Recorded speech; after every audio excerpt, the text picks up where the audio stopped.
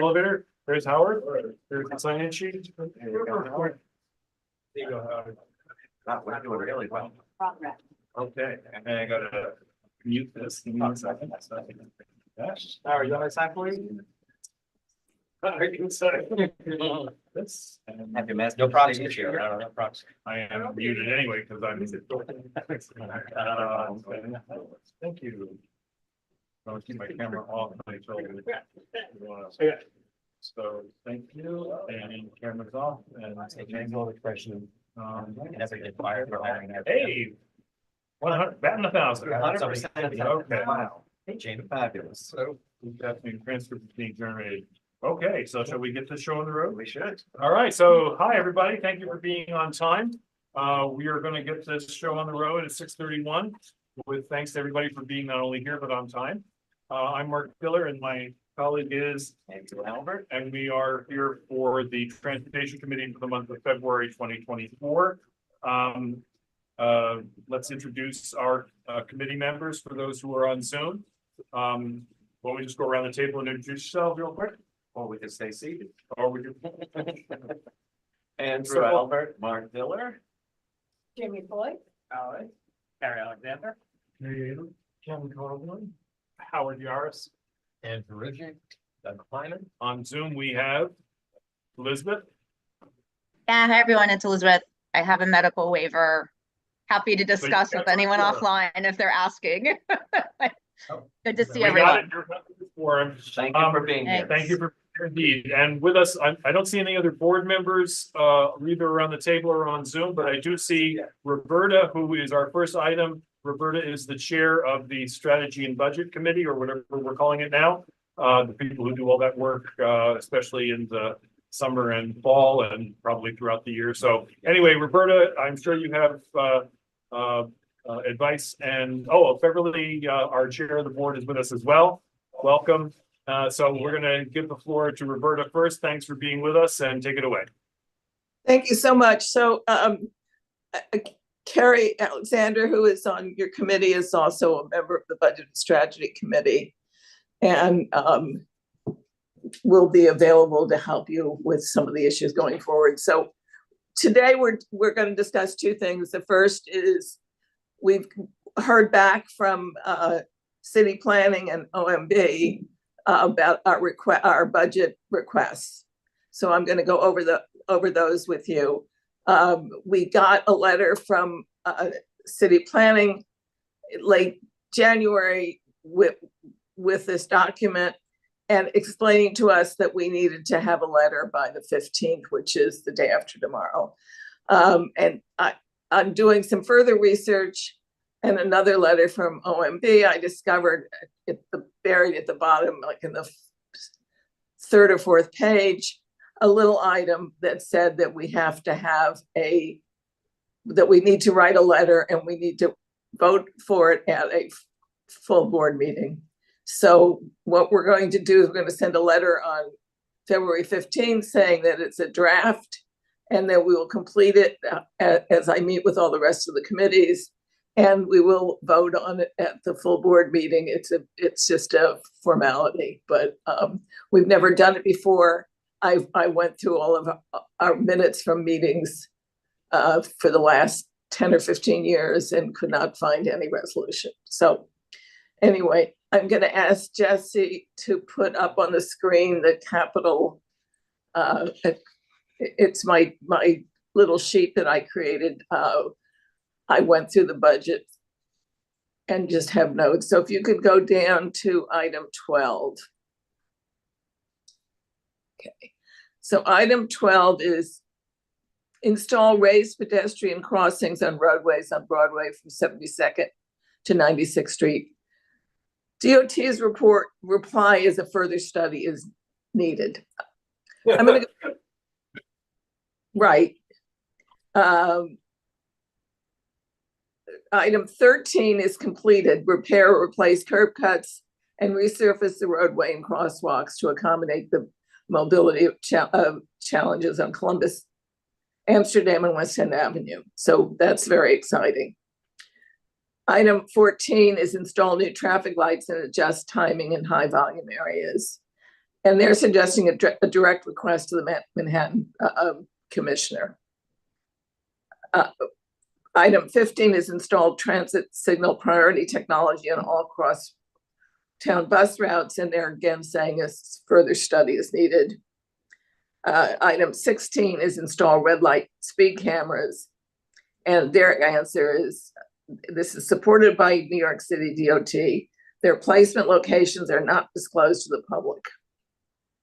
New legislation is required to implement this request. Roberta, not to interrupt you, but we gave a request to DOT of 7 specific places that we would like to see signal prioritization. Not every cross-town route, specific 7. And we still can't get an okay on that, huh? Right. So so in the letter, what I'd like to do is state that you will, and I know that every year you meet with Ed Pinkar and Colleen to go over all of these items. Yes. So I would suggest that you do that. I'm also going to put in that these items are the 4 items that are left. I'm going to suggest that we desperately need those to be considered. And then I think when you meet with the, and maybe you want to take Carey with you when you meet with him, when you meet with Ed, and we can find to prioritize the areas, you know, the specific. If I get the specific streets, I can put them into the budget requests. It makes it easier for me. On some items, I had specifics, on some I didn't. So that's my recommendation. And I think when you meet with Ed, if Carey can easily bring some notes back to the Budget and Strategy Committee. Howard, did you have a question? Oh, yeah, when they say they need a study, I suggest we respond with exactly what do you need to study and what is the time frame of the study, to make them be very specific about what exactly they're doing. Yeah. Okay, and now They said the thing in CB2. right. No comfort. That could just be like, you know, like way at the leg. Jesse, can we go to the expense? To the expense one, and then we need to go to number 17 on the expense. We're already there. Oh, we're there, okay. Mhm. So enforcement for all vehicles, and this was contact DOT Borough Commission with specific locations. That makes no sense. Because we know where they're gonna be You're violating only the law. going to enforce at certain locations. So I think I would just recommend for next year, if you could, we can do a general one, but we should also add some specific locations where we know there are more accidents, or even just word of mouth, we know that there's more reporting of trouble crossing the street. I mean, I know for 25 years I asked for a signal at West End and 70th Street, and I finally got it. Roberta, tonight we're gonna be considering a resolution about daylighting and intersections that we think should be prioritized. How about we use this list for that too? That's excellent. And then we can put that can go into the fiscal year 26 priorities.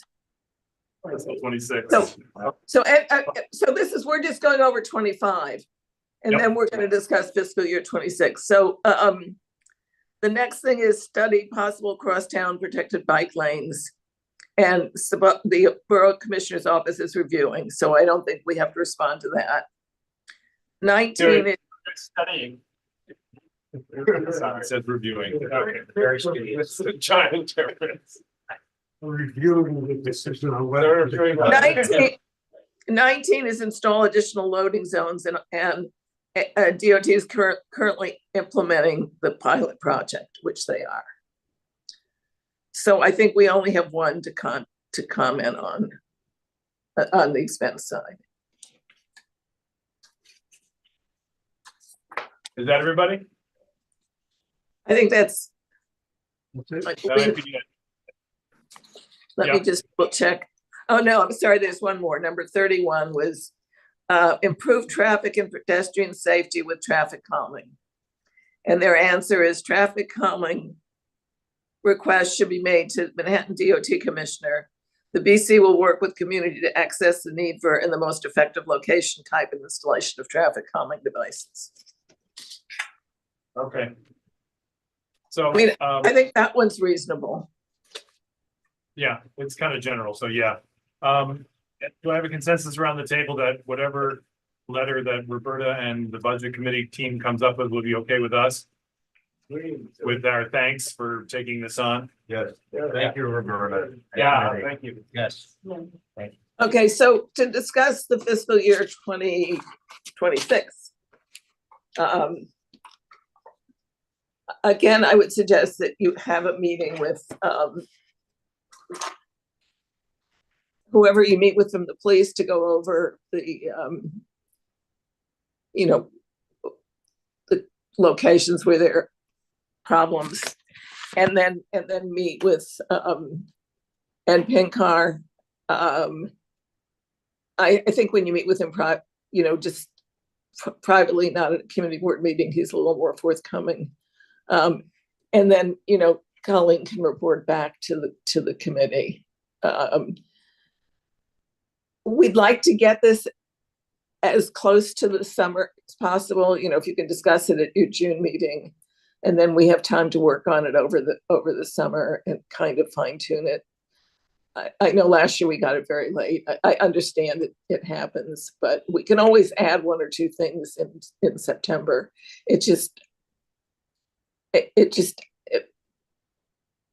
Over the summer, the budget committee can meet and get work done, where in the fall, it mostly falls on my head, and it was a tremendous amount of work.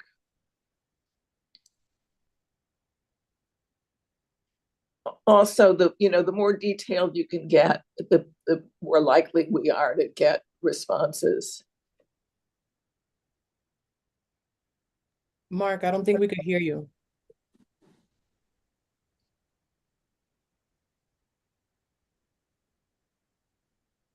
Jesse, it happens from time to time. I don't think they can hear us. Although Mark, raise your hand if you can hear us. Hear us. Okay, I thought so. Can hear All right, him. then Simon, you can hear us as well. Simon, if you could just, you don't have to restart the whole computer. You just have to log out and then log back in of the Zoom. Unfortunately, for everyone who can hear, no matter how many times we test run this, just until we get a couple pieces of better equipment, it's just something that sometimes happens when we have a lot of people on the Zoom, but it should automatically, everyone on Zoom, just hang tight, and we should be good to go in about 2 minutes or so. And Jesse, I don't think we need to have the expense budget up anymore. Okay.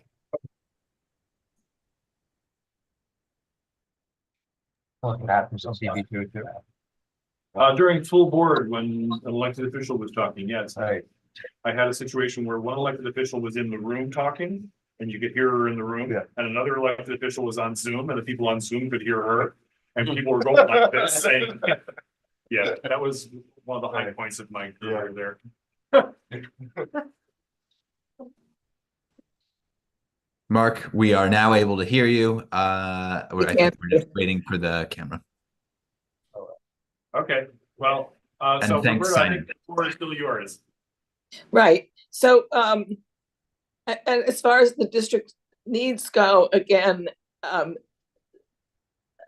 more material I can get by the end of June, the better. We will be, again, this year only voting on our top 3 priorities, and we can start inputting data in during the summer, and then if we're able to do that, then at the September meetings, people can actually see what's in their district, what's in their district needs, so we can tweak it instead of my sending the send button the day before it's due, when it's too late to for the committees to have a second voice. Does anyone have questions? So Roberta, are you suggesting that we meet with Borough Commissioner Pinkar earlier than June? That's what you're striving for, correct? Yeah, I think if you can meet with him, April, May.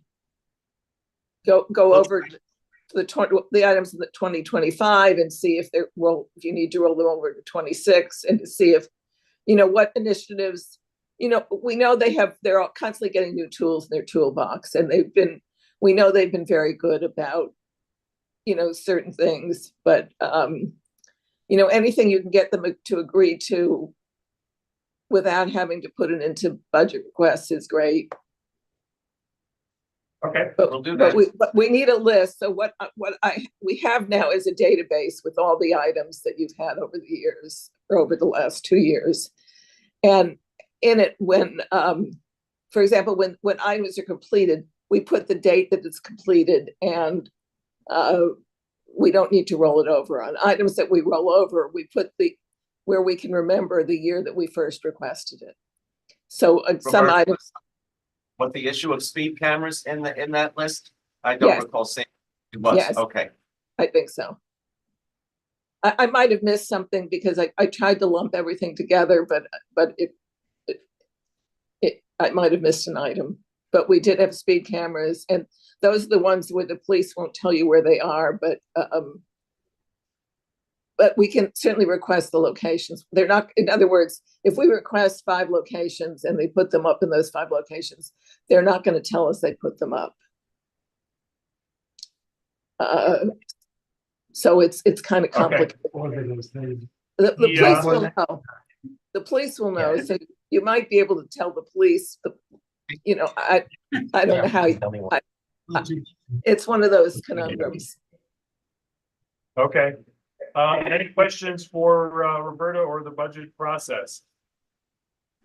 Roberta, I don't want to rush you, but is that what we need to know for now? That's it. Okay, Thank you so much. thank you very Thank much. you. Request to the office that for our April meeting, we put this on the agenda, and maybe see what we put in last year, so we can make sure we're up to date on what we are and are not asking for. Excellent. Okay. Thank you. Thank you so much. Appreciate your bringing all this expertise to us. Yeah. I happen to know just how much work that is, so kudos and thanks. I guess our next item is the I'll never get this right, the Transit Mobility Review Board fare structure for the central business. TMRP, it's easier. The Central Business District Tolling Plan, which no one's going to call it, congestion pricing. So we were asked to conduct a hearing about this. Let's make sure that we talk a little bit about what we are and are not going to talk about in this regard. What we're hopefully not going to talk about is whether this is a good idea, considering it's been the law for several years now. And what we're now talking about is that we now know how much it's going to cost. And basically, it's going to be $15 for a passenger car south of 60th Street, unless you're going through to what I keep calling the Brooklyn Battery Tunnel. It has another name. And there are a couple of offsets. You carry, thank you. It's like the Robert Kennedy Bridge. No one calls it. No. And the Ed Koch Bridge, right? Yeah. No one calls it that either. Okay, so So don't get a bridge name. so there's a 75% discount after, I think it's 9 o'clock at night. Yes, the tolls would be $15 for a regular passenger car from 5 a.m. to 9 p.m. weekdays. It's 9 a.m. to 9 p.m. on weekends. After 9 p.m., it goes down to $3.75. If you've used a Port Authority or an MTA bridge or tunnel to get to the CBT, I'm going to use the initials, you get a $5 discount on the congestion fee. Motorcycles are half rate at $7.50. Trucks, depending on how large you are, could be $24 or $30 some odd dollars. Transit buses, emergency vehicles, needless to say, are exempt. If once you are told there's one toll per 24 hours, you don't get, if you go in and out of the district 10 times, you're getting hit once with the fee. And let me just say that the state controller has recently looked at the MTA's 20-year needs assessment. And it's a massive system, needless to say. We are so fortunate to have this system, but it doesn't take care of itself. There is so much maintenance, upgrades, bridge repairs, elevated structure repairs, the need to make the system much more accessible. There was a recent settlement with accessibility advocates, which agreed to make 95% of the 472 stations accessible by the year 2055. That's billions of dollars. This money would go to the MTA's capital program. It would raise approximately $1 billion a year, which allows the MTA to bond up to 10 or 12 billion towards the $55 billion MTA capital program. This is good for everybody. New Jersey believes they're being singled out, yet if you're coming from Brooklyn or Long Island, you're also subject to the fee. So how is New Jersey being singled out? It's entering the congestion zone, Manhattan below 60th feet. If you stay on the FDR or Henry Hudson or West Side highways and don't enter the streets, you are not charged. I was hoping, and if we have another talk about this, which I believe we will after the public hearings, the MTA will hold its series of public hearings beginning February 29th. And the first week of March, I will attend 2 of the 4 or 5 meetings. Then the MTA board will again convene to see what the testimony was like, what suggestions are being made, if anything can be changed or substituted or implemented. It's not a completely done deal. Of course, you know, there are several lawsuits pending right now. New Jersey has filed one, the UFT and Staten Island have filed one. The Bergen County Executive has joined New Jersey's, and there's some Lower East Side residents who believe this will put much more traffic on the FDR Drive, and they are suing. Yes, Howard. What's the point? What exactly is the point of the hearing? So what everything you just said is not set in stone yet, in other words, is that what it is? These are the recommendations of the TMRB. Oh, so they're mere recommendations. They're recommendations. Okay, got it. The program is the law. These are the recommendations that the So government. these are just the recommended details, which have not yet been set in stone, and these hearings will help finalize them. Yes. Okay.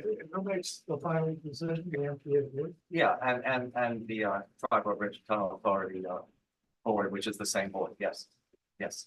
And Okay. I'm sorry, can you just repeat, what's the fee per passenger car? 15. After 9, $3.75. and what was the $5? So if I come through the Lincoln Tunnel at 10 p.m. The $5 fee, $5 $5 credit. is not good when the lower rates are in effect. Right. It's only That's till the 9 credit p.m. union. Trying to get paid. You leave money. Well, All right, guys, so I'm gonna jump in for a quick second. I would say 2 things quickly. One is, this is supposed to be a public hearing, so we're supposed to hear from the public, not from each other. And I really want to get through this. I will get back to you in a second. But one thing I do want to counterpoint with what Andrew was saying, which is the salutary benefits of this program are that we desperately need the money. The other benefit of this is that it is going to reduce congestion in the central business district. It's worked in other places, so the idea is that it'll work here too. That will reduce frustration. Hopefully it'll reduce reckless driving, and it'll certainly reduce emissions. Exactly. It'll be much cleaner air. So, okay, so that's the reason for all of this. But again, we're not here to talk about why we're doing this. It's already the law. We're here to talk about these fees and hear from the public. Although there is a question I'm not, Jesse, do you have the list of people who signed up to speak? Great. Yes, I have the list. Are any of them on the attendee list right now? 4 of them, yes. So why don't you go ahead and promote them? I am meanwhile going to read a Q&A question that I just got while you're doing that. Okay, It is from Mark, Roberta. before you do, did we want to put a clock on this? Because I know that Thank Harish you. Studios has us with a deadline as well, and I want to make sure that everyone's heard at least a little bit.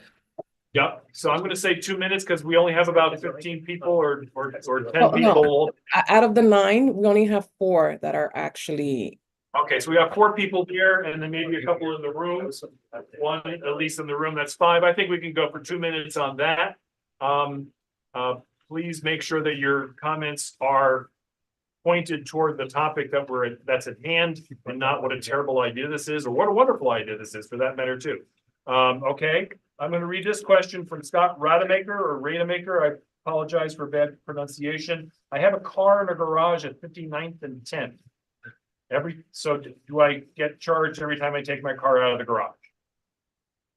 How did you go south? Not if you go south, exactly. Yeah. So if you go north, the answer is yes. Well, you won't get Well, charged. when you come back, yeah, When you come back, you get charged. There's No, I'm pretty sure when you leave. No, It's only entering the zone, not. How come the reader thing? Because initially they thought they were gonna do it, but then. But on Broadway, you know, it's going north. Initially, when they installed it, they thought you were gonna get, Uh-huh. hit with a charge when you leave too, but Right. I guess ultimately it's it's only policy wise entering they the didn't. zone. Only the entering the zone. Okay, But so they- that's your answer, Scott. You, But one of the other reasons for the other cameras is Uh-huh. if somebody has committed a traffic offense or something, they can follow the car a little bit. okay, so I'm gonna call on Jesse to, actually, why don't we hear from the people in the room first? Yeah.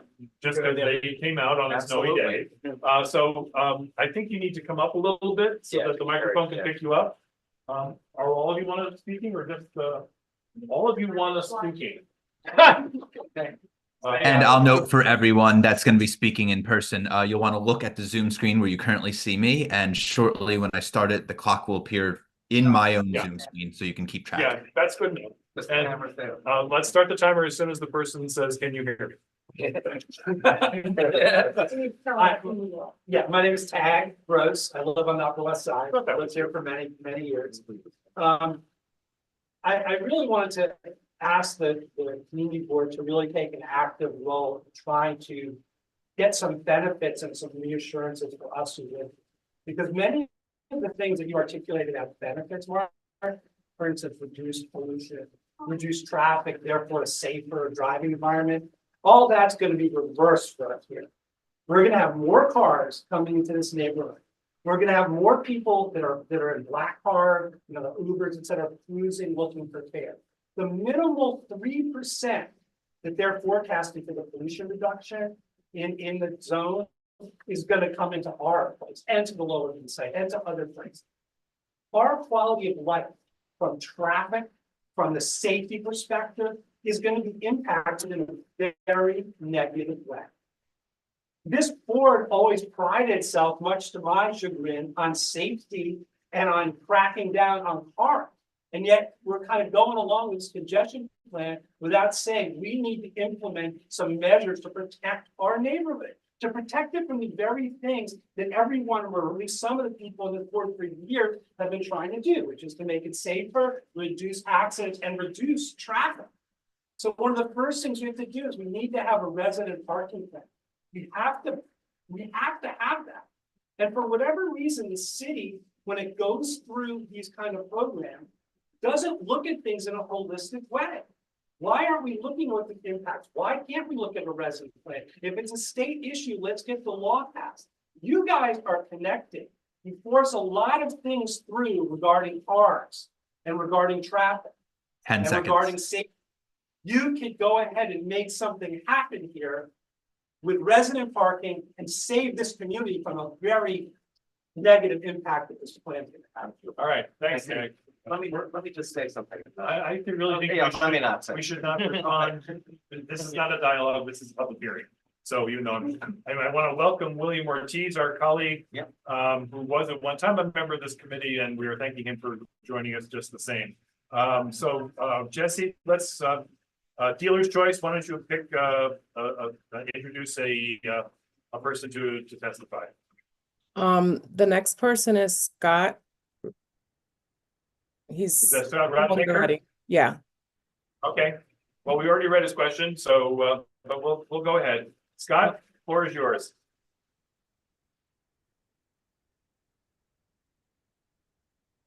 Scott.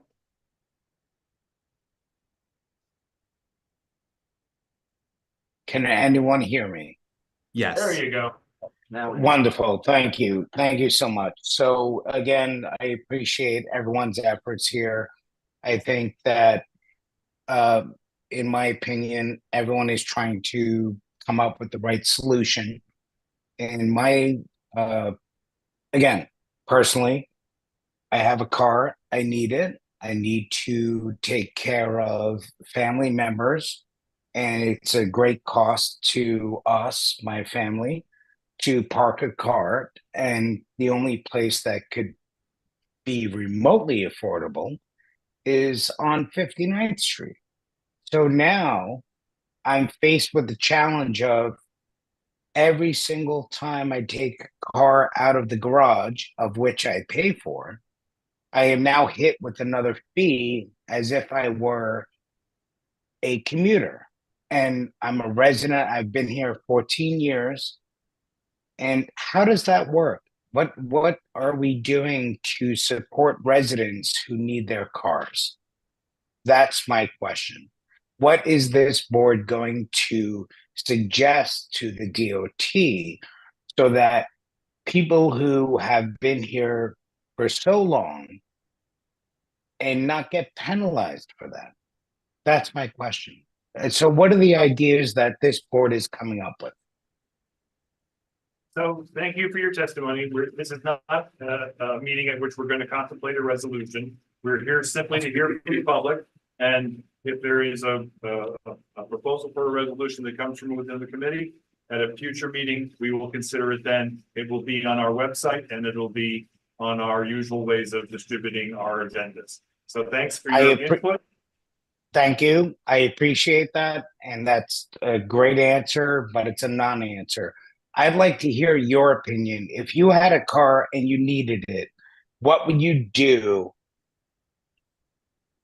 And okay, what would well, you thanks say? very much. That's not a question that I'm going to allow or suggest any of my colleagues to answer. We want to hear from the public, not to speak to the public about our personal situations. So let's keep going. Jesse, do you have another contestant on? Rachel Hodges, followed by Austin Celestine. Very good. What's the first one? I'm sorry. Rachel Hodges. Not sure. Rachel Hodges. Person. Yeah. Hi, Rachel. I don't see her on the board, but. Okay, so no, just in case if she's in person. If not, we could move on to Austin Celestine. Rachel going once, going twice? Nope. Okay. There's Austin.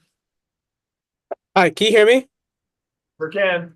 Perfect. Okay, my mic has been wonky all day. Hi, my name is Austin Celestin. I'm a student at NYU, born and raised on the Upper West Side, and I am really excited about the incoming congestion pricing toll. And I think if we're talking about pricing, I think the $15 is appropriate, and the overnight discounts are a good way to incentivize, more truck deliveries to come in overnight. The one change I think you could argue that could be made is the time I spent, towards the border of the tolling site around like Columbus Avenue and 9th Avenue on 59th Street towards like 49th Street on a Saturday night and also on a Friday night, and the time I spent in the East Village. I also know that there's a lot of congestion on weekend nights during what would be off-peak hours. And if the purpose of it is to reduce congestion, I think it would be a good call to suggest that the weekend, like the Friday and Saturday night hours, be extended so that instead of it being 5 a.m. to 9 p.m. on Fridays or 9 a.m. and 9 p.m. on Saturdays, you could say make it 5 a.m. to say 10 or 11 p.m. on Fridays, or even start a little bit later on Saturdays and make it 10 a.m. to say 11 or 12 p.m. So that could actually accommodate for the traffic patterns, because it's not just, oh, we're traveling less on Saturdays. We're traveling at different times because we're going to different places and doing different things. And it's a lot of personal vehicles. And I know spending time in and around Lincoln Center, in and around Midtown on Saturday evenings, it can get very congested very quickly, even 10, 11, sometimes after midnight. And I think extending that $15 rate a little bit later, Fridays and Saturday nights, would be a good way to capitalize on more funds and to also help hopefully 10 seconds congestion during those hours. Thank you. Thanks so much. Thank you. Who's next? Thank you. Next is Maxine DeSeta, if she's there in person. If not, we'll go to Catherine Niesel. There's nobody else here in person that has their hand up, so let's just go to the online list. So that's Okay. Catherine.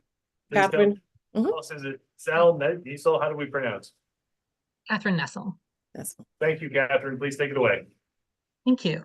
I really appreciate this opportunity to speak. My name is Catherine Nessel. I live in West 71st Street. I fully support congestion pricing. I'm really excited for it.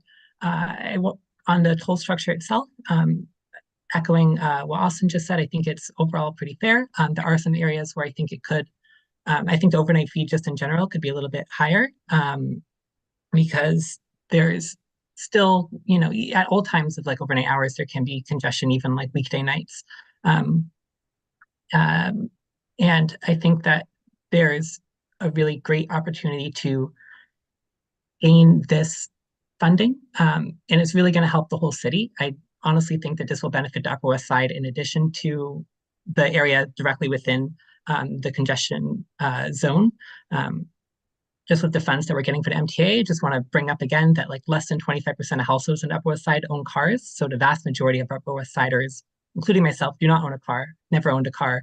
And, you know, those on the Upper West Side who tend to own cars tend to their incomes as well. So I think that this is a very fair program. I want to stress that I don't think there should be more exemptions than what are already laid out. I think that, you know, I'm worried that if exemptions start to be added in one by one, that it could become a slippery slope in kind of undermining the program and undermining the funding source and the purpose of it to cut down on congestion. So yeah, support the overall funding structure. Could be, some of the prices could be higher on overnight hours. Even the $15 could be, I think, closer to $18 or, you know, I think that that's a little on the low end. In some ways, just for the amount of impact that you're having driving in the most congested area of the city and of the country, and the impact that has on everyone who doesn't have a car, walking and biking and using transit in the area. Thank you very much. Thank you. Appreciate you being with us. The next, Jesse, who's next? okay, Sarah, she just got promoted, and we just have one more Juno, which she declined to be promoted. So this is our last person. Even if he doesn't get promoted, so we'll make that offer to her. But first, let's go to Sarah.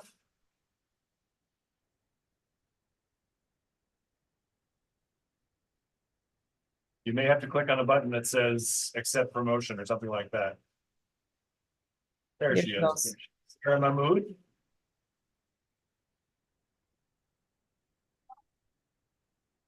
Sarah, you have to unmute if you can hear me. Can you hear me? There you go. Okay, sorry about that.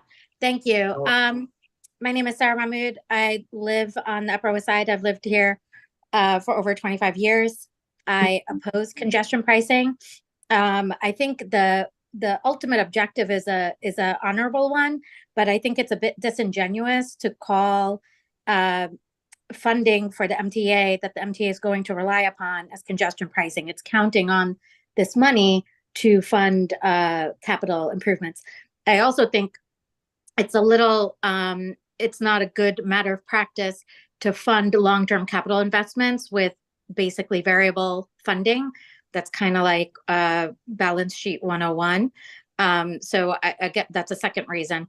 The third that I'm most alarmed about is that I am very worried. I live on in the 60s on the West Side, obviously, and I'm very worried about this arbitrary split at 60th Street in a post-pandemic world, that it's just going to create a lot of traffic in residential neighborhoods.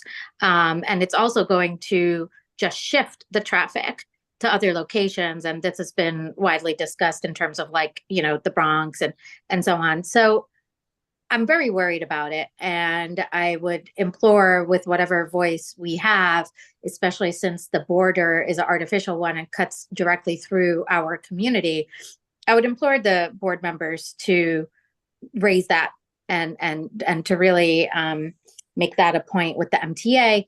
And if this goes through, to maintain measures in place so that we don't have knock-on effects, both those that we can predict and those that we probably won't be able to predict, but will be subject to if this goes through. Thank you.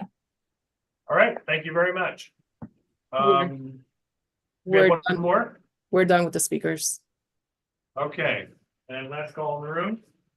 So thank you all very much for taking the time to be with us. I will note that we received, I think, about 75 written comments that ranged from over my dead body to this is the greatest thing since canned beer.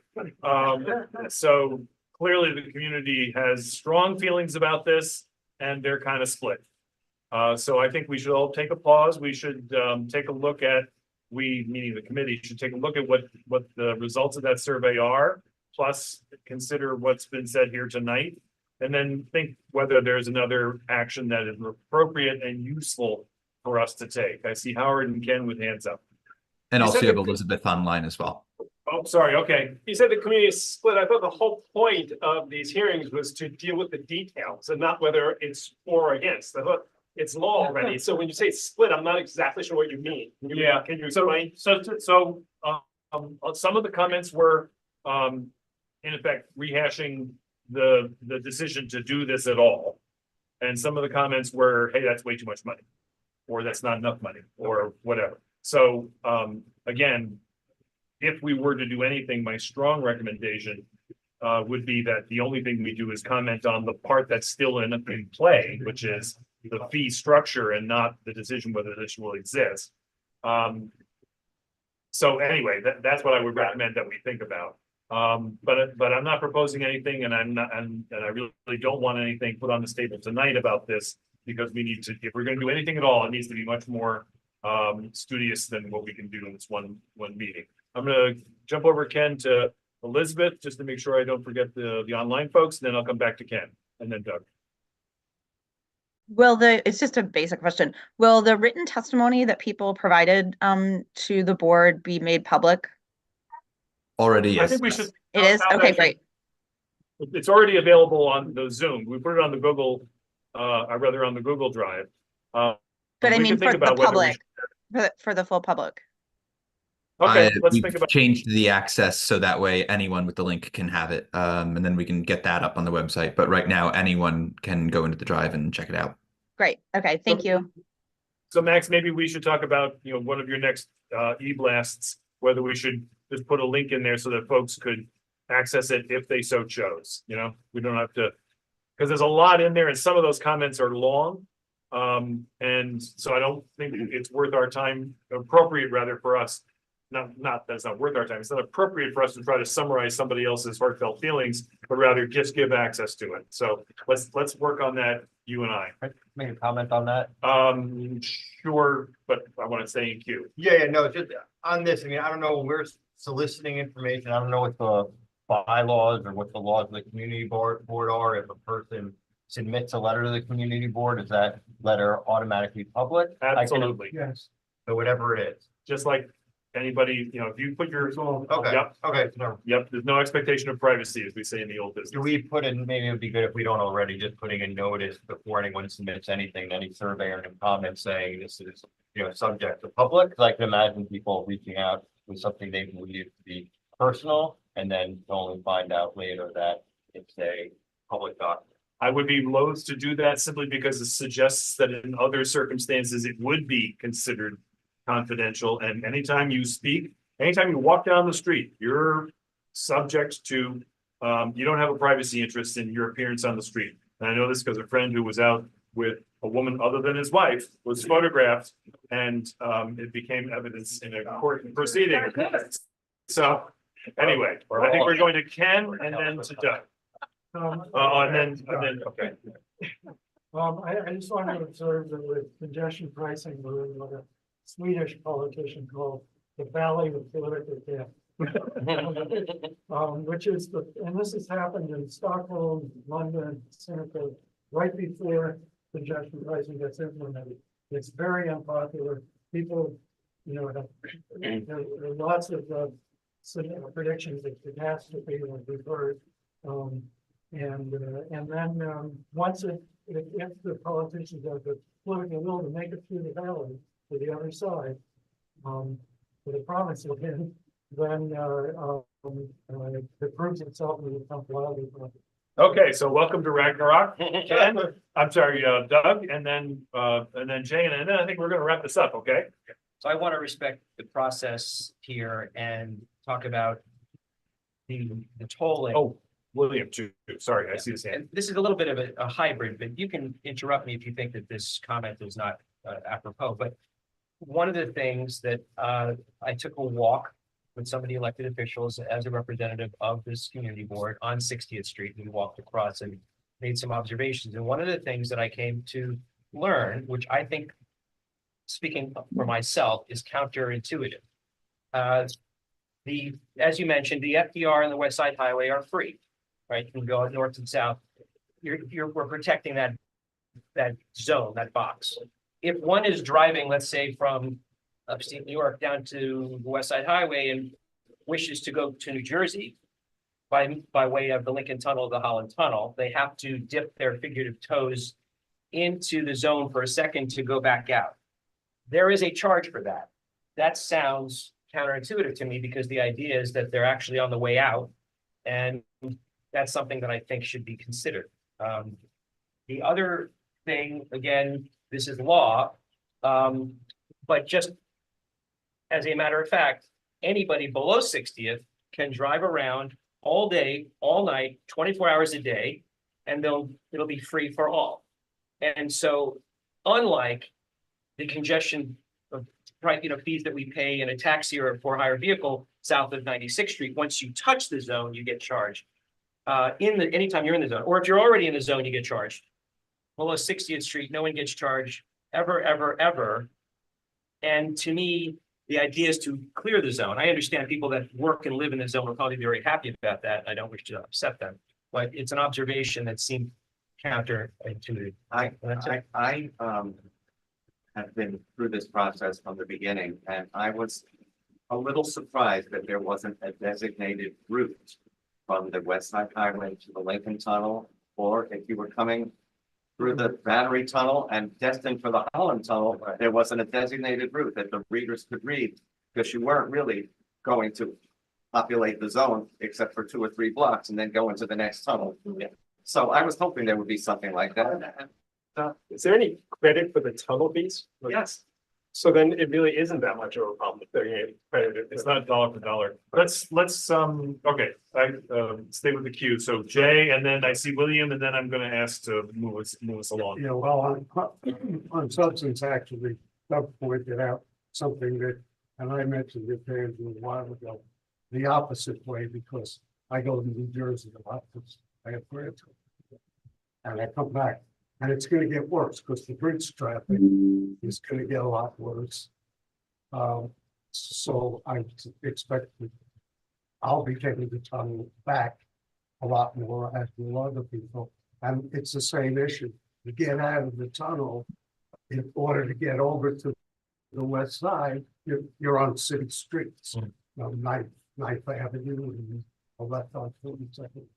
So it's the same issue. But you'll get a $5 credit. So you'll pay $10. Not on the late hours when I come back.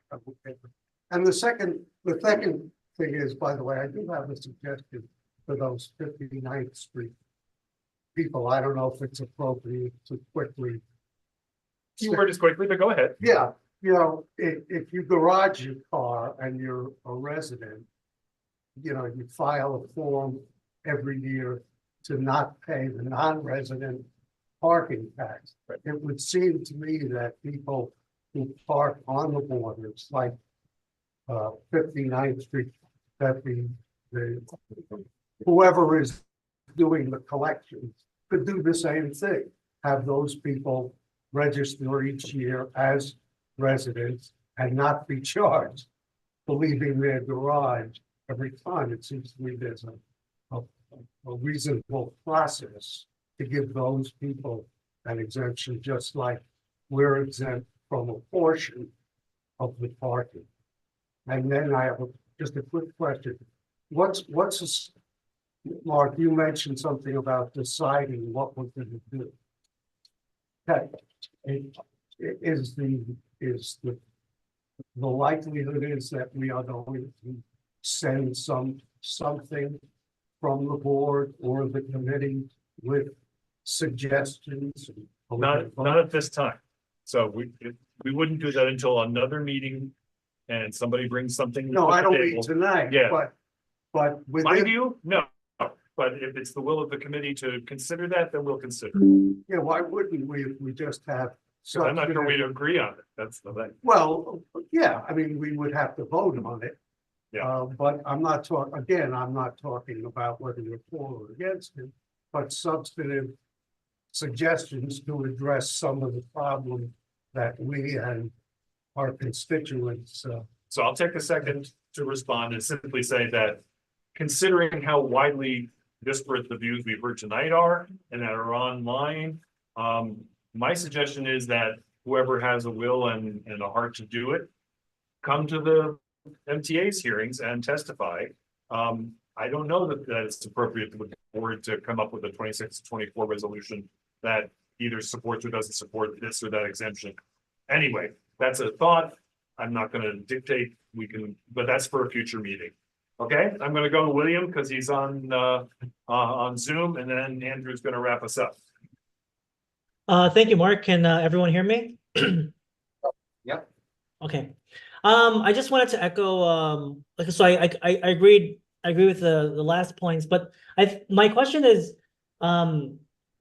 since this is law, this is going to be into effect, and I know we don't have to pass any resolution for congestion pricing to happen.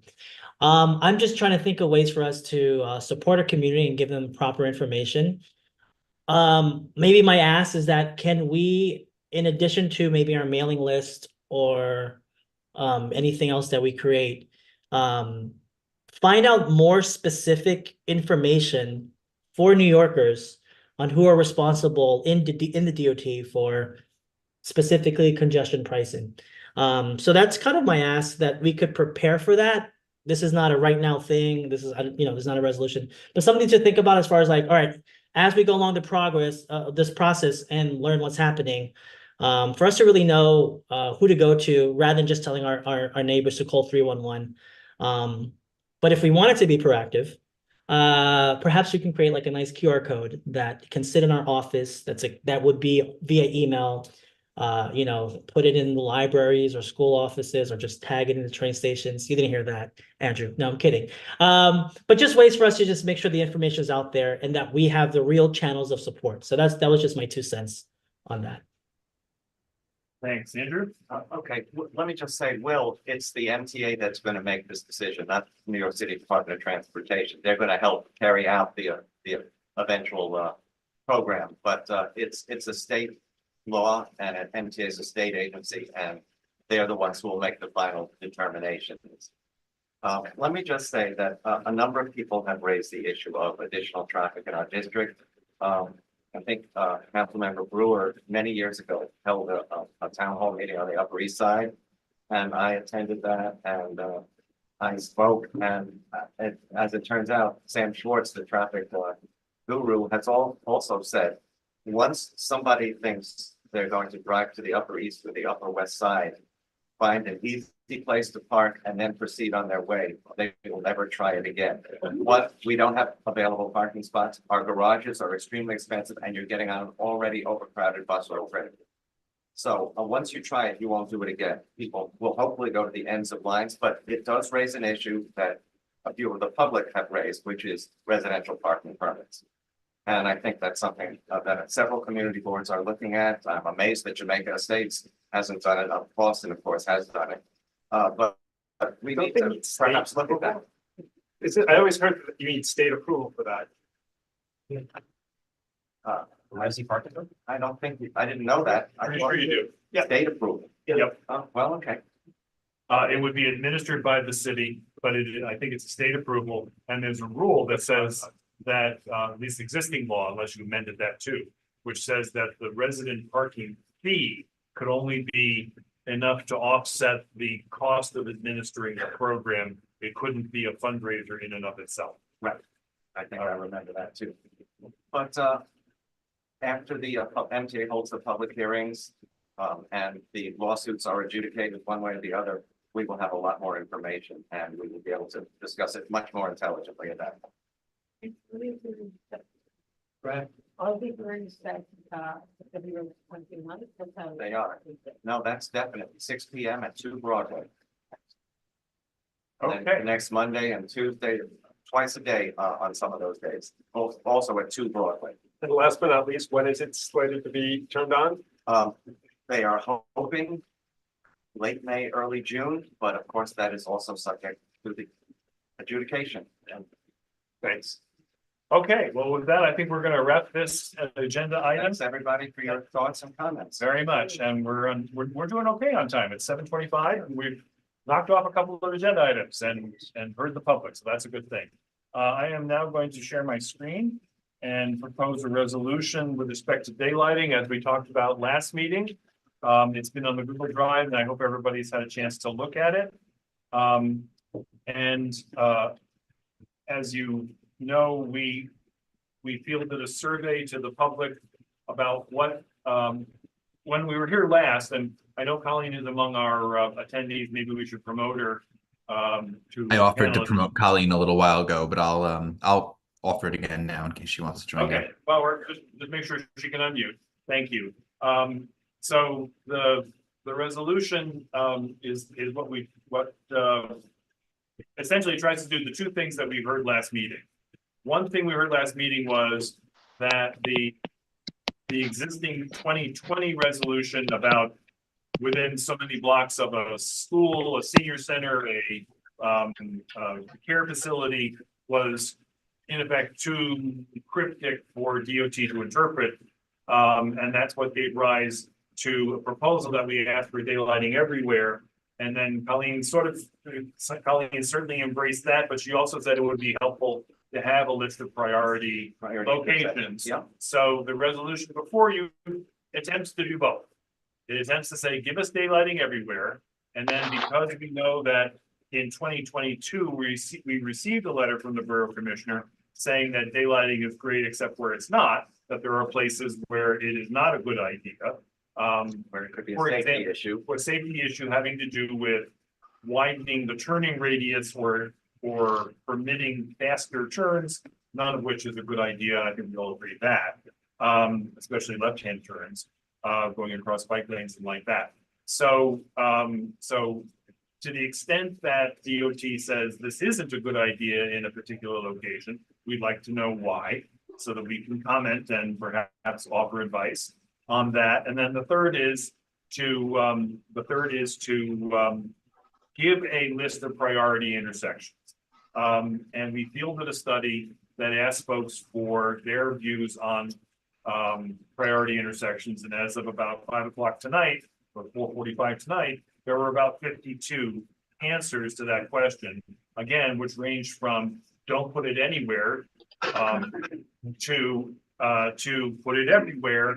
And there were a good 20 or 30 that gave us specific locations. Kind of as unanimous as congestion pricing. That's just the way that I guess that's how I phrase things, and that's what I get. Okay. So I tried my best and also you may remember that in the survey document itself, there was a link to Crash Mapper. Thank you, Beverly, for that suggestion. And so what I did today was take the specific location priority suggestions from the survey and looked at the Crash Mapper and tried to see where they intersect. And there was a fair bit of intersection there. And so I ended up coming up with a list of priority intersections. And then just as I was leaving my office, Ken sent me another list, which I'm happy to say has a lot of 1, 2, 3, 4, 5, 6 overlaps.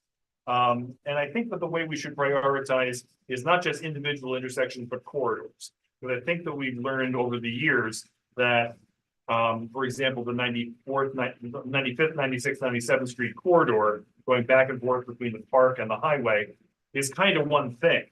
It's there are 2 fatal crashes that we all remember, as well as a lot of others in that area. Actually, 3. 4 that we can think of in that corridor.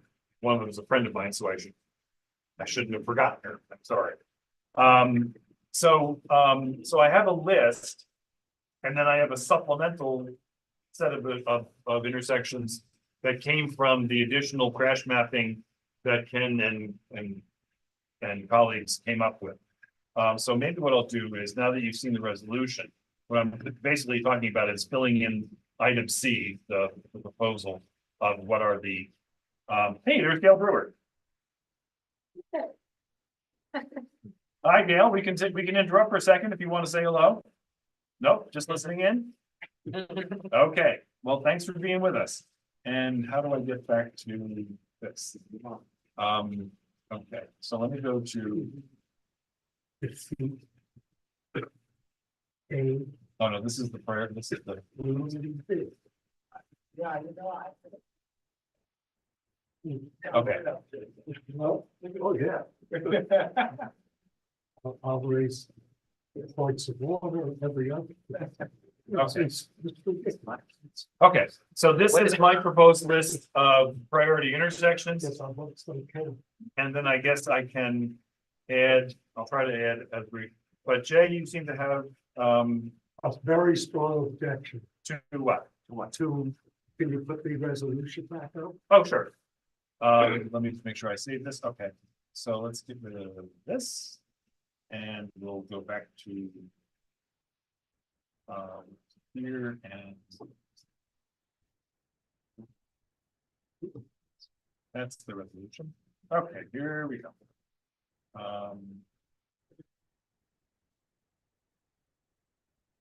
No, not that section. Didn't we vote last month to, didn't we defeat a resolution calling for daylighting at all the intersections in the district? We did without the other things that Yeah, were. but that's, they're not, This is a different resolution. yeah, the A isn't modified by B and C. It still calls for daylighting at every intersection. That's with an addition of prioritizing. But what we did is defeat a resolution exactly. Jay, you may remember, I made a specific point of saying, can you bring this back to the next meeting? Yeah. Whether you said it or not, with And there's respect, no reason why that's we not do the that. authority. The fact of the matter is that this committee defeated an exact resolution with the language of A. And what we said, because Colleen said, give us a list of intersections that are priorities, not saying do it at every intersection. And now, excuse me, Let Jay finish. Let Jay finish. I think it's inappropriate. I think it's an attempt to cancel out the decision that this committee has already made to defeat a request to put daylighting at every single intersection. That's just a fact. That's simply a fact. I don't care what anyone says. We are bringing it back again. We could do that with every resolution ever defeated. We could keep bringing it back and back and back. It's kind of like the Republican majority in the House. They'll just keep doing it. They just keep. Yeah. Oh, really? Yeah. Okay. That's what. Mark, I think you should withdraw A. Okay, so I've moved this as a, by the way, do I have a second on this? I hear a second. So this is now on the table. And you are privileged to make that recommendation and take a vote on removing A if you wish to make I that. will not vote on it today. Well, then you forfeit your voice. I promised this would be on the table today. It's here. So. No, you promised that priorities would be. No, I promised the whole thing would be on the table today. Promise that to you. To the table. Yeah. And maybe to Howard, yeah, if you recall. And Jay, I think the language of this resolution is such that it tells DOT, if you're not gonna do it everywhere, please make sure you do it here. And that's what it should say. That's what it does say. No, it says do it on every intersection. Yeah, and if you're not gonna do it, it's exactly what Andrew said, word for word. If you're not gonna do that, you're gonna Starting with. Yeah, all right. So that's a perfectly valid objection that I do not accept. And so you're free to make a motion to change the resolution. You're free to vote against it. I like consensus, but I can't sacrifice my own word to do that. I move to amend the resolution to remove A. Okay, is there a second? Okay, so it's seconded. Do we need more discussion on it? Yeah. I just want to say that there are a lot of community boards voting on this, or we have in the last several weeks in the building. And right now, I just tallied up the Manhattan Community Board votes in favor of universal daylighting, which essentially this is, and starting at least right at an intersection. And the vote is 121 to 3. And that represents 3 Manhattan full board and 1 committee.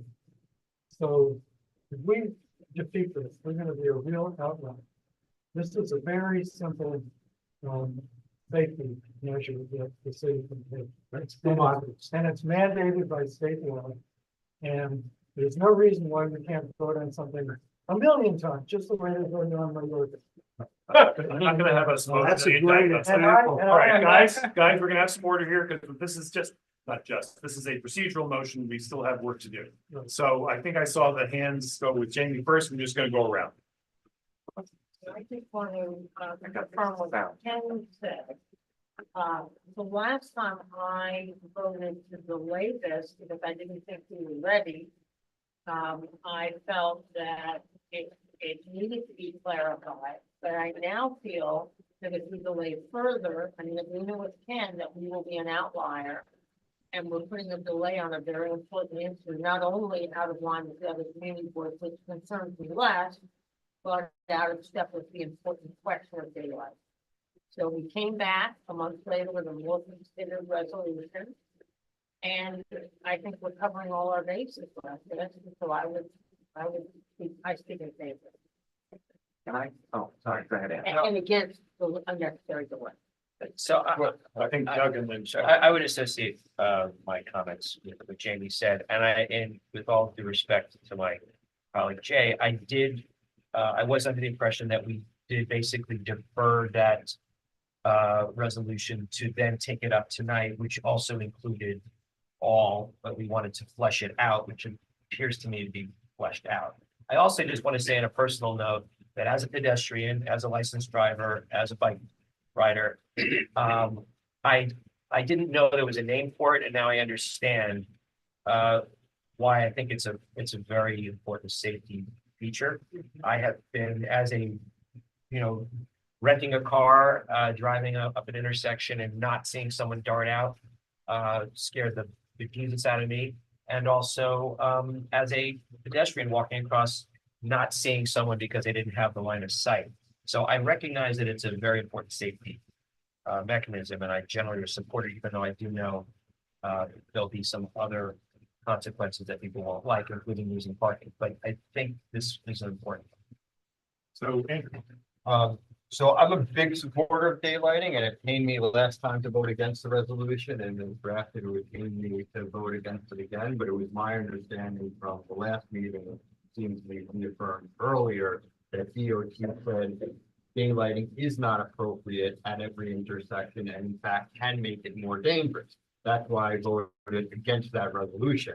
Now here, as I read it, the first thing is the same exact thing, and then it seems to imply if you can't do it at those locations, do it, prioritize these ones. So it does seem to me like it's just the same thing that I voted no on. So I'm not sure why it's reading like that. Sure. So let's go to Andrew and then I think Howard. Would it make those who are opposed to this more comfortable if it said CB7 would like to see it wherever it is possible, but at a minimum at these particular locations, wherever it is possible and safe? And on the table is Jay's resolution to take it out entirely, and now we're talking about changing the wording, so I think. Yeah, we could no, hold I off on understand that. So if it withstands Jay's resolution, then I think it's the appropriate to have that discussion. Okay, so I think we've gone around. There are other options besides removing A altogether. So let's call a vote. Usual motion, and Elizabeth, you are eligible to vote on this as well. And I don't think anybody else is online. Okay, so actually, I'm gonna. Can I vote as a non-committee member, Mark? All right, I'm taking down all right, so all those in favor of Jay's amendment to eliminate A. I've got 2. I'm gonna write down amendment just because otherwise have a sea of numbers. Okay, hands are down. Those in favor, those opposed to Jay's amendment, I have 1, 2, 3, 4, 5, 6, 7, 8. And And you have I Elizabeth see online as hand is well. up, so that's actually 9. So that's 9. And any abstentions? I think it's everybody. And anybody ineligible? 0 to 0. So the amendment fails 9 to 2 to 9 to 0 to 0. So now let's go on to further discussion of the proposed resolution. And before we get to the priority list, I'll put the resolution itself back up. Whoops, what happened? Where happened? Oh, come on.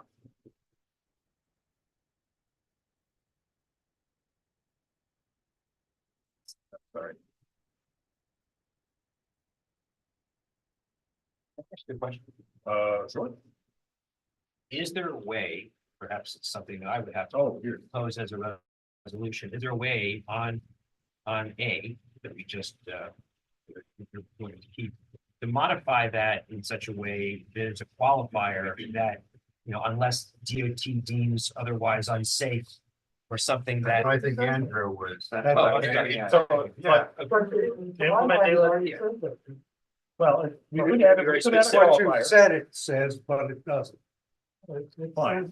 To implement daylighting at all intersections where it is feasible or something like that? Is that where It is determined to be appropriate? We haven't heard from Carey tonight, so let's go there.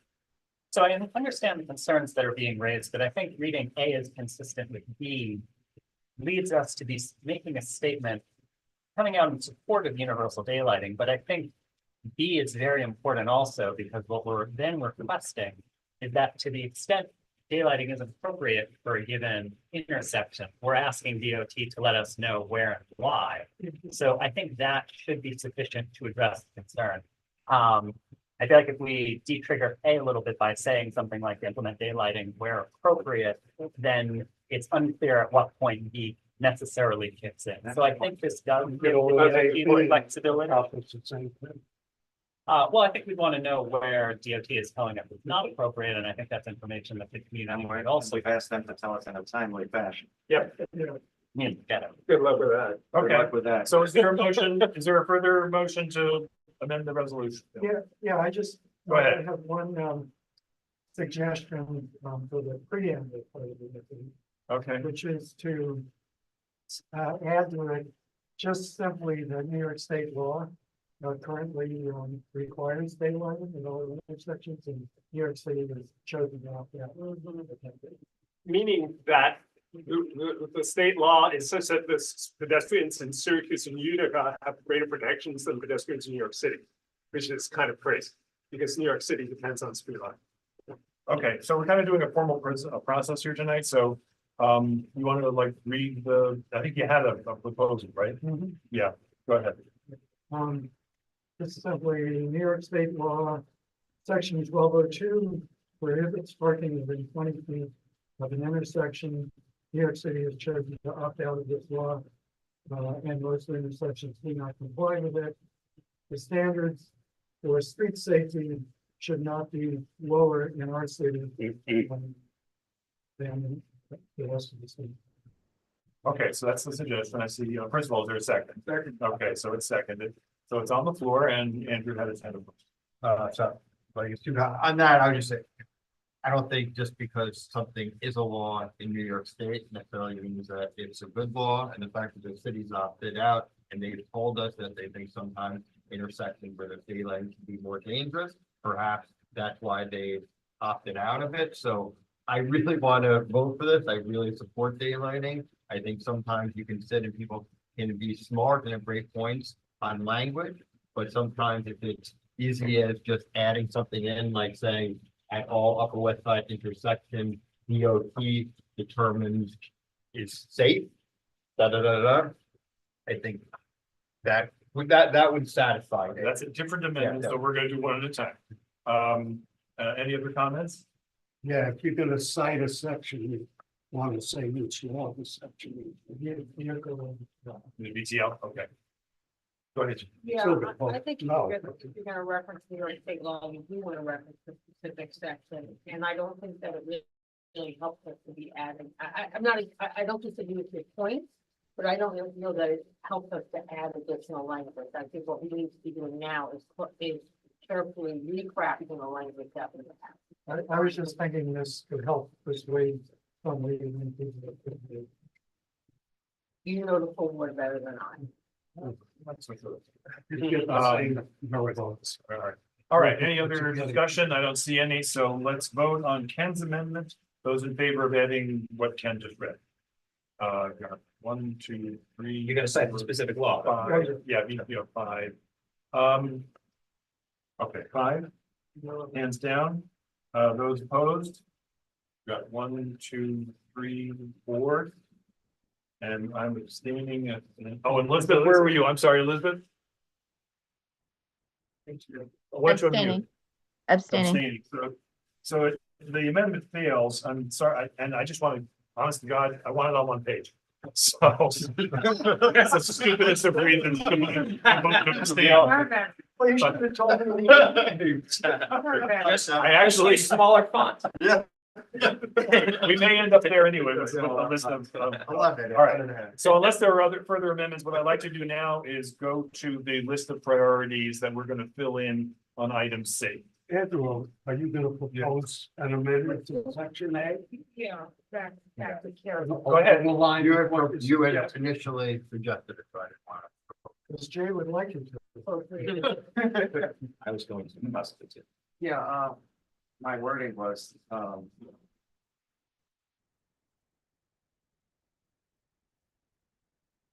Where do you use the safe or something? where DOT views it as feasible and safe to implement. Doesn't B cover that? I think it was your, I forgot your name, I'm sorry. That you don't need B. Carey. Well, we still want to hear from them. Because that way we find exactly why. So you shouldn't do it, but at least tell us why. I think that's what B does. All right, so that's a proposal. No other community board has handled this problem. They've all seen daylighting as an unavoidable good thing to do. I don't work for them. I work for you. Well, yeah, So. but, I mean, come on. Okay, so that's an amendment. I assume it's been seconded somewhere. Exactly, it's the amendment. What is the answer? So, actually, Yeah, down there, red. I should put it in red. How do I put it in red? Yeah, just use B, okay. Good, thanks.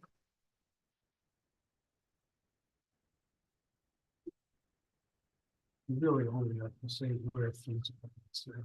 I was trying to copy what was said. Okay. Okay, so, is that, first of all, is that good enough? Yeah. Good enough for government work, as they say? Okay, so now that's another amendment, and we're now on to Andrew Albert's amendment. Okay, all those in favor of that amendment? Got 1, 2, 3, 4. I see Elizabeth is 5 and Jay is 6. Okay. Hands are down. Those. All right, we're gonna vote again. Hands up, please, if you're in favor of this amendment. I've got Elizabeth, 2, 3, 4, 5, 6, 7. Okay, thank you. Is 7. And those opposed? I got 1, 2, 3. I think that's everybody except for me who's abstaining. So that amendment carries, so now it doesn't have to be in the vote. Sorry, I just think it's better when we see what we're voting on. Okay, so now that's our resolution, except that I would like to offer locations to put it in. And I started, so I'm gonna put this down. You guys know where it's going, right? Go ahead. Inquiry. What's happening in point B? It's staying right where it is unless somebody makes a motion. Because I think whether or not, what, you know, because we still want to know what DOT thinks. I don't disagree, I just thought. Very good. All right, so now I'm going to the proposed priorities. And give me 1 second, because I got these. Yeah. Yeah. Yeah. That's what you want. Yeah. I just wanted to point that. Because we want This is gonna safety be at a every little rough. intersection. I don't think there should be exceptions. I was thinking about voting in studies, but I thought. Wait, and let's. Study. A review. I thought you guys would vote yes for it. So I was as a joke.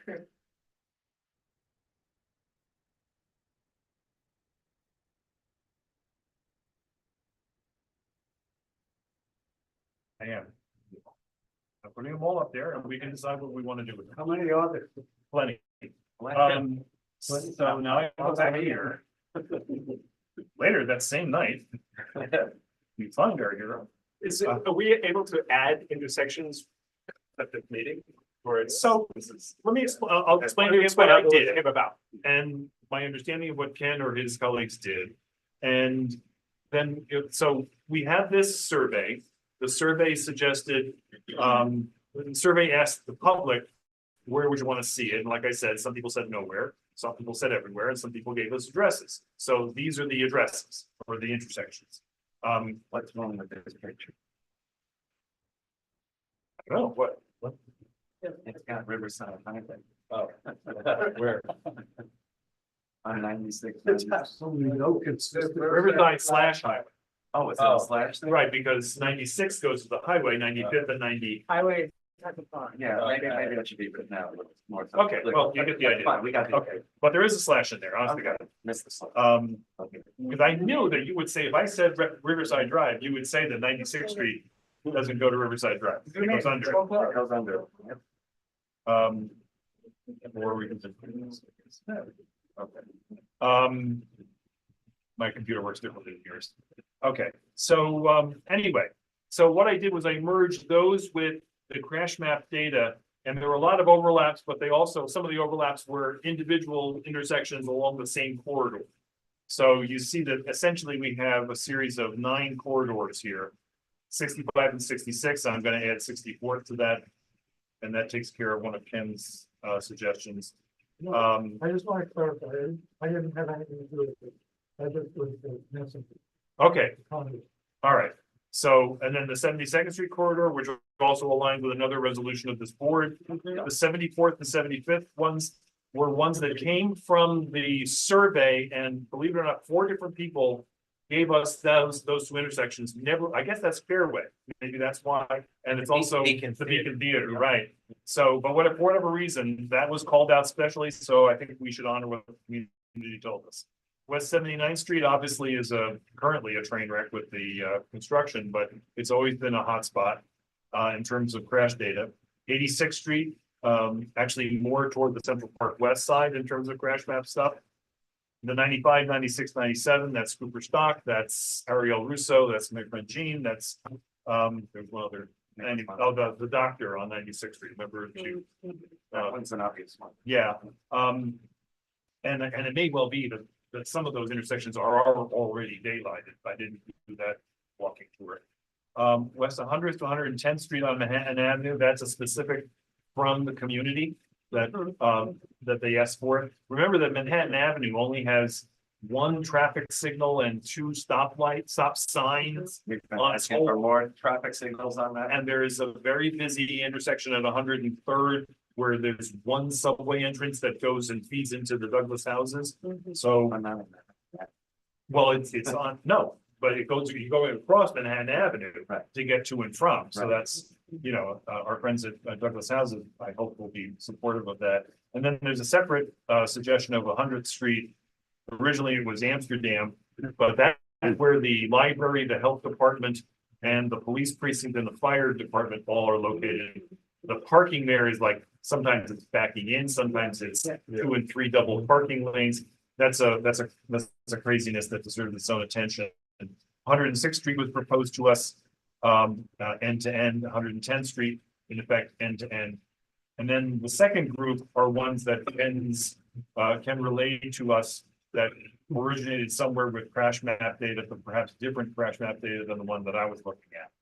So I am comfortable including all of them. I'm uncomfortable discussing additions or exceptions. And I would like not to be doing this for more than 10 minutes. Where did the 90th and West End come? 90th and West End. Oh, that came from the crash map data that can relate to us. And it is a surprise, isn't it? Well, I live on West End between 89 and 90.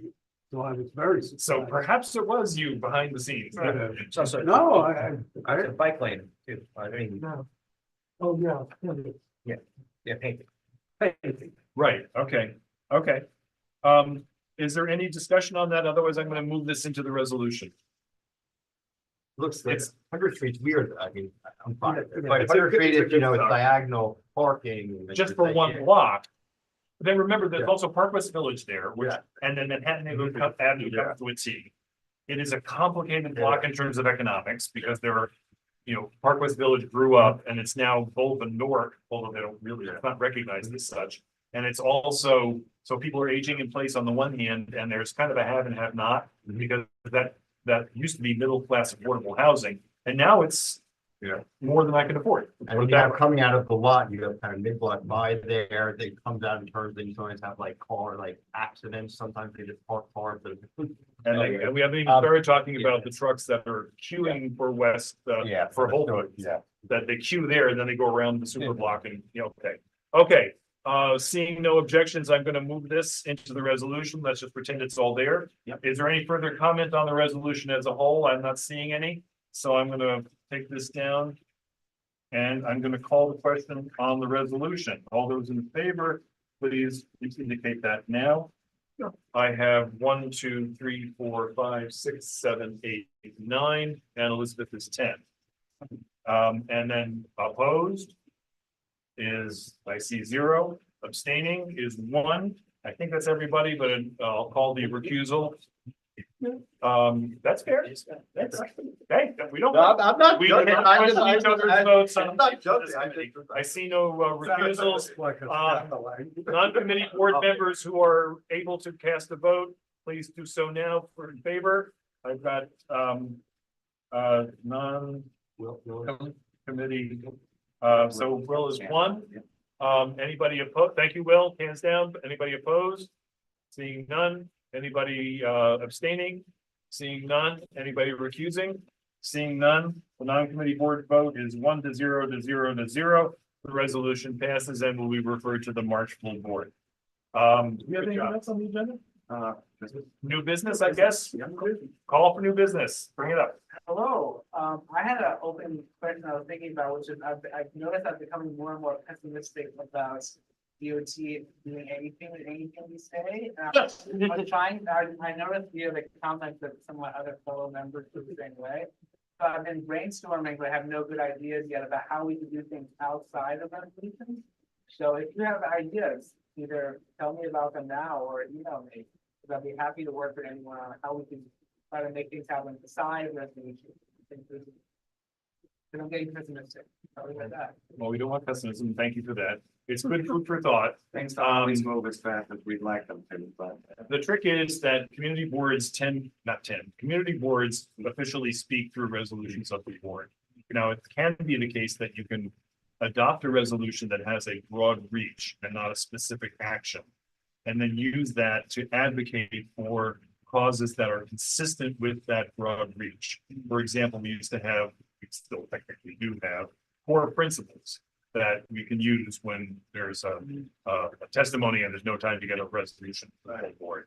You'll be seeing a lot of that with respect to, well, I don't want to speak for our Business and Consumer Issues Committee, but the number of outdoor dining facilities that are going to be proposed in a time frame in which it will not be feasible to get a resolution through full board is one such thing that somebody somewhere might consider having a template for. Same, by the way, with street activities, which I know aren't as big up here, but in the district where I am employed, everybody and his brother wants to have their picture taken on Gansevoort Plaza, and there's actually a line. So okay, so those are ways go on strike. DOT would hold a party. Okay, I'm gonna bring up one quick thing that came through the Q&A just now, which is that there were some statements in the Q&A that some folks in the community viewed as being hostile to the proceedings of this meeting tonight. I maybe have too thick a skin at this point, and after doing this for 16 years, but I didn't find them to be so offensive as to kick somebody out of the meeting. But I want to acknowledge Paul Rickler, pardon my pronunciation, and there was another person whose name is no longer on my screen, who were concerned about the decorum and civility of the Q&A on our meeting. And so I want to acknowledge that that is something that we try to be careful about. Maybe it's just my, Oh, I know why that's. yeah. So let's, so please be assured that we want this to be a place where everyone is heard and everyone has an opportunity to speak their minds, and it's a balancing act, especially when there is an issue like congestion pricing, about which there are very serious issues that affect people's pocketbook and way of doing business and living. So I hope that answers the question for tonight anyway. And with that, I'm going to say thanks and send. I'm going to go back to, I don't see any new business other than Alex, so thank you for that. Last call for Gail Brewer, if you want to say hello. Just as a quick, anything. You're actually in another meeting, aren't you? She shook her head. The ever multitasking Gail Brewer. Thank you very much for being with us. We appreciate it. And with that, I'm going to say, unless there's, do I hear a motion to adjourn without objection? Thank you, everybody. We're done at 8 o'clock. That's a great work. I appreciate everybody's cooperation with that.